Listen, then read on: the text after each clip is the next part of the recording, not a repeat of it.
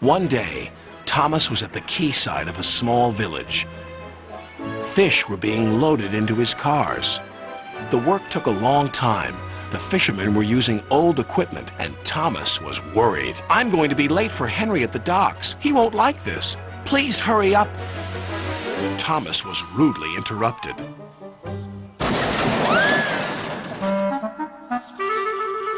His driver and fireman laughed. "Phew," sniffed Thomas. "What a pong!" He was glad when they were speeding along the beautiful coastal run. Then they saw a man waving a red flag. "What's the matter now?" "High tides are damaging the track," reported the man. "I've marked the spot." "We'll go and inspect," said the driver.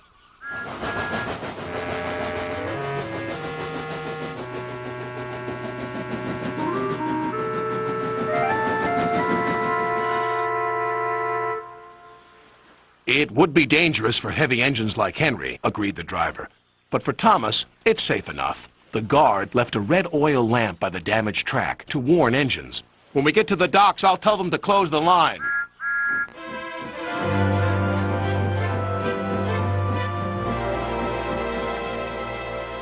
Henry was waiting for Thomas's cars.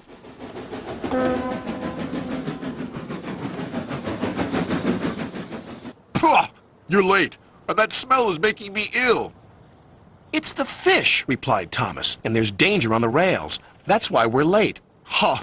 You're the only danger on the rails, Thomas. Now stop wasting time and get your cars hitched to my train." Thomas's driver and fireman were in the yardmaster's office when they heard Henry's whistle. He was steaming out of the station with his long, heavy train called the Flying Kipper.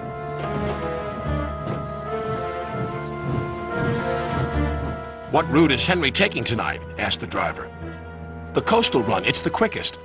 "But I told you," gasped the driver. "That's dangerous for a big engine like Henry." The yardmaster quickly phoned the signalman.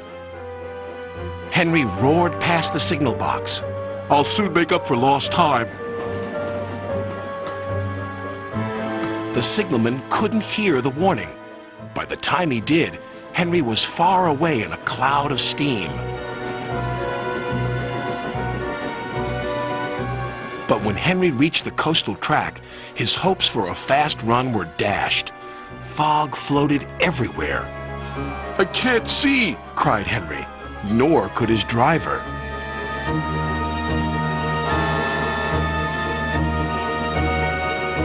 And when he could, it was too late.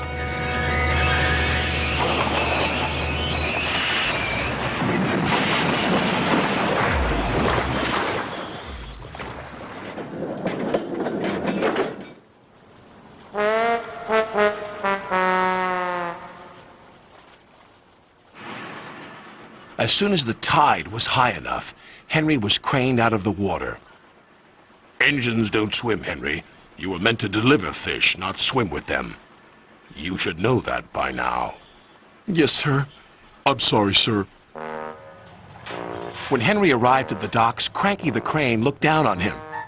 My, Henry, I expect you'll have some fishy tales to tell.